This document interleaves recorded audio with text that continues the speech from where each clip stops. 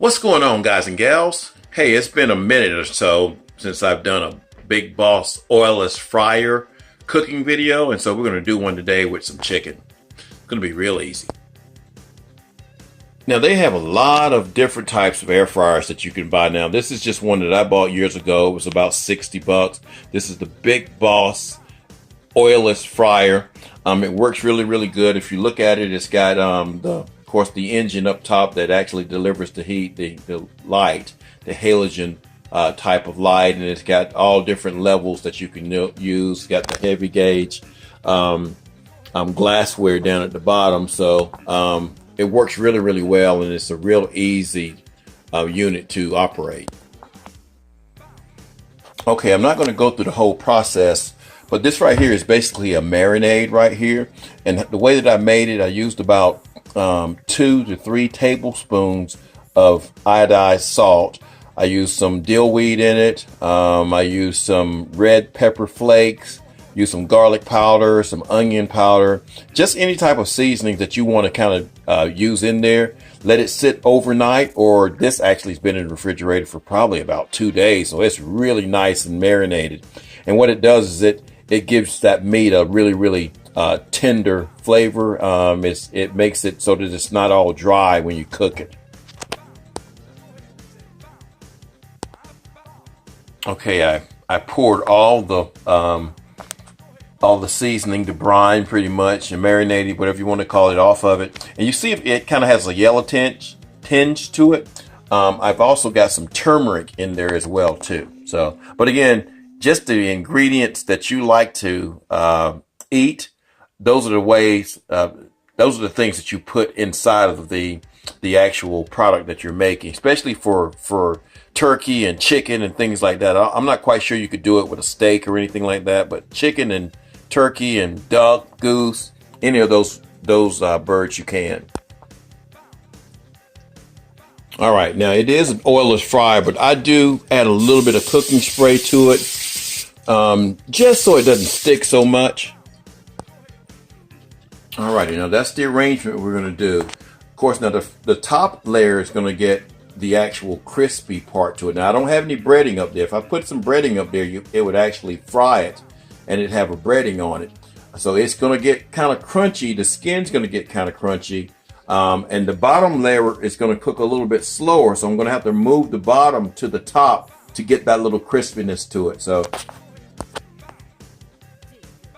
and it has it all set for you. We're going to set this for about 375 degrees. Sometimes I think 400 works a little bit better, and you do it for about 35 minutes if you see up here. So we're going to do it for about 35 minutes. See the light come on? And then you just set it and forget it and let it go, guys. And we'll come back and check on it.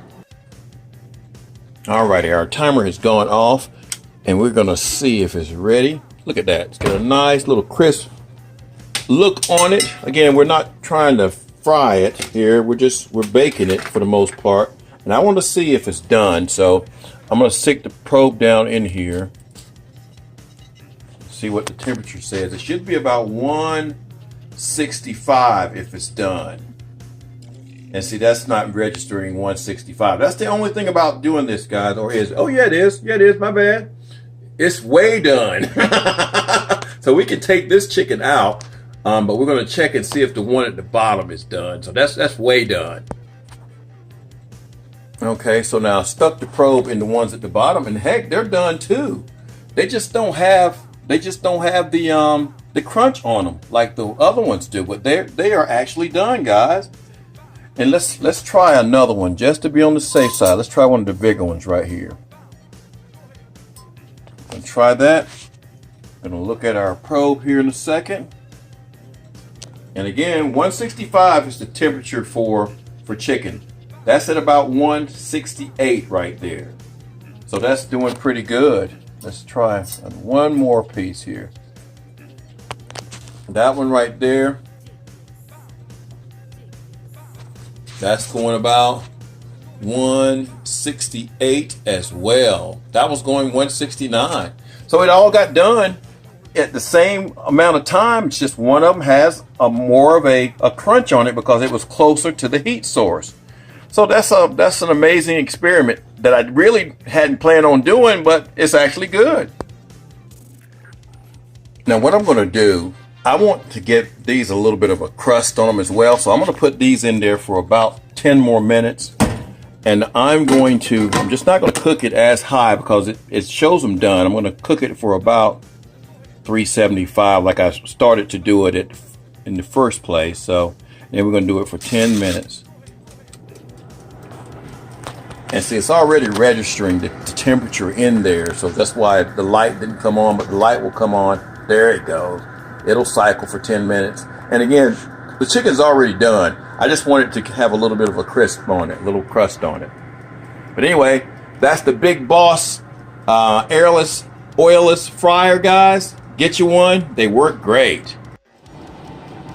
Yeah, it's been in there for about 7 minutes or so. It's already getting a little bit of a crust, a little shine on it. So that's all. Again, it was already done, guys. It's already marinated.